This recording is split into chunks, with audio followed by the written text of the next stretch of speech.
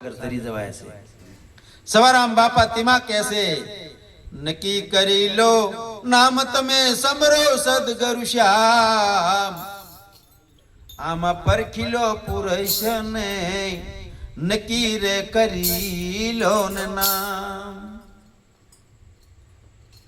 રામ ભગવાન, શંકર ભગવાન, કૃષ્ણ ભગવાન, સ્વામિનારાયણ ભગવાન, માતાજીઓ, દેવીઓ, દેવતા ઘણા ભગવાનના નામ છે, પણ સંતો એમ કહે છે बहुत नाम है संसार में ता से मुक्ति नहीं. आदि नाम तो गुप्त है અને કોક કોક વિરલા બુજે છે. એમ સવારામ બાપા પીપળે વાળા કહે છે કે નક્કી કરી લો નામ તમે સમરો સદગુરુ શ્યામ. આ દેહની અંદર પરખી લો પુરુષને તમે નક્કી કરી લો નામ. નાદ બુંદના લઈને બાવો નકતા બનાવે. નાદ કહેતા અવાજ 52 અક્ષરનો જે આ નાદ થઈ રહ્યો છે, કકાના 36 અક્ષર ને બીજા વ્યંજન કરીને 52 અક્ષર થાય. આ બધું બોલાય 52 થી બોલાય છે, 52 અક્ષર થી, પણ ભગવાન 52 થી 12 છે. નાદ અને બુંદ, રજ ને વિરજ મા બાપના શરીરથી આપણો આ દેહ બંધાણો. મા બાપ આપણા જન્મદાતા છે. અંત ઘડી લગન તેમની સેવા કરવાની છે, તો ઋણમાંથી મુક્ત થાશો. તો એને કશું નડશે નહીં. મા બાપની જેને જેને સેવા નથી કરી એને બધું નડશે. બેનું માટે સાસુ સસરાની સેવા નથી કરી એને બધું નડશે. આપણા જન્મદાતા છે, જ્યાં લગન જીવે ત્યાં લગન અંત ઘડી લગન આપણે એમની સેવા સાકરી કરવાની છે. અને સદગુરુ મહારાજ તો છે ને એ મોક્ષના દાતા છે.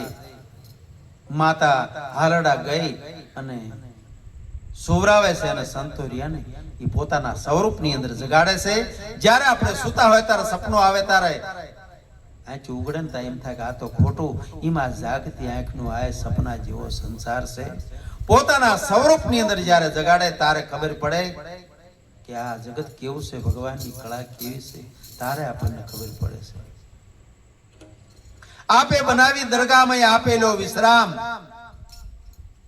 જેવા જેવા આપણે કર્મ કર્યા હોય ને એવો આપણને ભોગવટો મળે છે. એવા કુટુંબ પરિવાર મળે, જમીન જાગીર મળે, એવા પુત્ર મળે, પુત્ર વધુ મળે. પછી આપણે એમ કહેવી કે ચમ આ ભયો આવા, કે ચમ આ દીકરા આવા, કે ચમ પુત્ર વધુ આવા.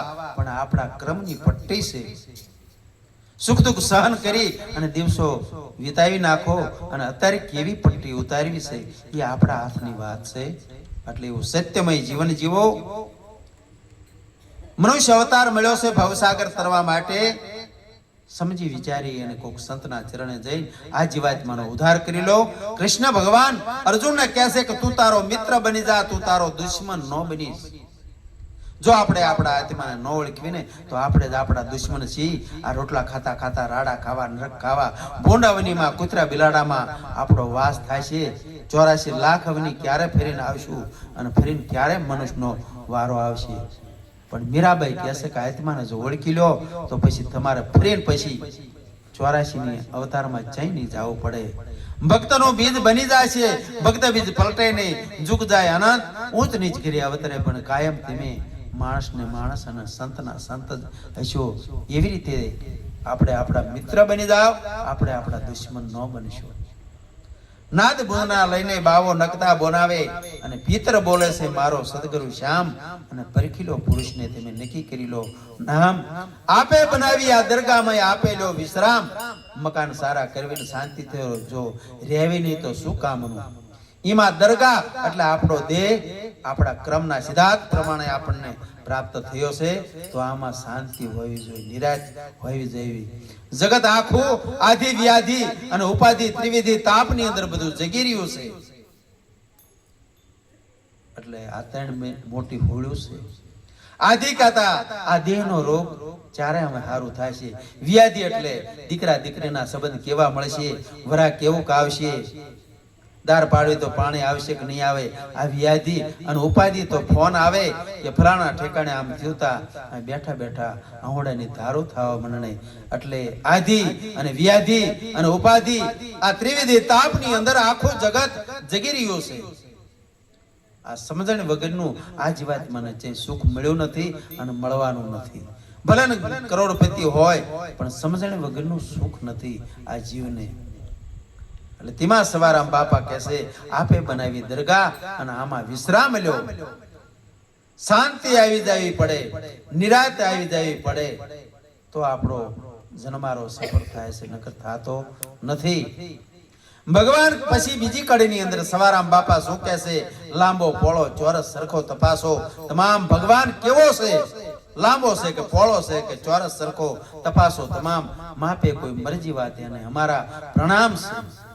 ભગવાન કેટલા લાંબા છે, કેટલા પોળા છે, કેટલા ચોરસ સરખા છે, આને બરોબર તપાસો. સદગુરુના ચરણે જાવીને તારા આની ભાન થાય છે. જે માપી લેશે તેને સવારામ બાપા કહેશે અમારા પ્રણામ છે. આ વસ્તુ જો પ્રાપ્ત કરવી હોય તો સવારામ બાપા કહેશે ક્યાં જવું પડે? સદગુરુના ચરણે જવું પડે. સદગુરુના ચરણે જઈને લેજો અંતરનો આરામ. દાસ સવો કે મળ્યા છે બધા આ મુક્તિના આપણને ઠામ મળ્યા છે. આ દેહ મળ્યો છે, મનુષ્ય અવતાર મળ્યો છે, આ મુક્તિ મેળવવા મળ્યો છે. નકરું ખાઈ પી અને ઊંઘી જવા, મોત આવે તો મરી જવા માટે નથી મળ્યો. ભગવાનની ભક્તિ કરી અને ભવસાગર તરી જાવ. સંતો આવો આપણને રાહ બતાવે છે. જૂઠું બોલી બગાડી જિંદગી, વાણીમાં ઘણો છે વિકાર. જૂઠું બોલવાનું નથી. મનડો ઘેરાણો જ્યાંનો માનમાં, મનની અંદર માન ઘણું હોય છે. કંચન તજુ શેલ ઓર નારી કો ને, મન મોટપ ને ઈર્ષા આ તજવી બહુ મુશ્કેલ છે. કંચન એટલે હોના જેવી વસ્તુ. કોક સંતનો આ શબ્દ મળે ને તો એ તજી દેશે. અને નારીના મોહમાં પીડ્યો હોય તો એ મોહમાંથી મુક્ત થઈ જાય છે. પણ જે માલિકોર માન અને મોટપ અને ઈર્ષા પડી છે આ તજવી બહુ મુશ્કેલ છે. વાડીએ જાવી કોક સગા ભાઈનું સારું દેખવી તોય આપણા અંગની અંદર લા લાગે. આ ઈર્ષાયું આ બહુ તજવી મુશ્કેલ છે. જગ જાવી અને માનપાન ન આપે તોય આપણને ચોટલી ઊભી થઈ જાય છે કે હું મોટો અને મને કઈ પૂછ્યું નહીં. એટલે આ માન અને મોટપ જે ઈર્ષાયું પડે છે ને આ તજવી બહુ મુશ્કેલ છે. પણ હવળે વળે જો તજાય તો તજી જવાય. એમાં આપણું શાંતિનું ઘર તો આપણને મળશે. જ્ઞાનની વાતો નથી ગમતી ગોઠતી, વાલી લાગે છે વિષયની વાતો. સત્સંગ થાતો હોય ને જેને વિષયની વાતો ગમતી હોય ને એને આવો ભજન કે સત્સંગ કશું ભાવતું નથી. એને વિષયની વાતો જે કુટવ પડી જઈ હોય એ સાંભળ્યા વગર એને સંતોષ થાતી નથી. નિંદા અને કુટલવ અને વિષયની વાતો હોય એ જે 84 ની અંદર જીવ જવાનો હોય ને એને આવું બધું ગમે છે. એને સાચી વસ્તુ અને ભજન સત્સંગ ગમતા નથી. અવળી વાતો એને સવળી લાગે. પૂર્વના ભૂંડા તને પાપ બધાય નીડ્યા છે, નકર તને આવું ન સમજાય. સત્સંગ કરજો સાચા સંતનો, કરે તારા કર્મનો બધો નાશ કરી દેશે. તારા માથે નગારા મોતના વાગીર્યા છે. ઘડી પલકી ખબર નહીં કરે કાલ કી બાત, ઉડી જાવે હંસો જેમ તેતર માથે બાદ. આ મોતની કોઈને ખબર નથી. ચારે આ કાળ ઝડપી લીશે એની કશું ખબર પડતી નથી. ગંગા સતી તીમાં કહેશે કે વીજળીના ચમકારે જો મોતી તમારે પૂરું હોય તો પોરવી લીજો, નકર અચાનક અંધારા થઈ જાય છે. 21,600 સુવાસા 24 કલાકની અંદર આપણે લઈ રહ્યા છીએ. એને એક દી કાળ ખાઈ જવાનો છે. જયદેવ કહે વહેલા જાગી જાવ. એટલે સંતો પોતાના સ્વરૂપની અંદર જગાડે છે. જ્યારે જાગી જાવ ને ત્યારે પછી કશું કહેવા જેવું રહેતું નથી. કાળદાસ મહારાજ કહેશે તમે સંયમમાં જાગજો રે, બીજું કઈ કેવું નથી. તમે સંયમમાં જાગજો રે, બીજું કઈ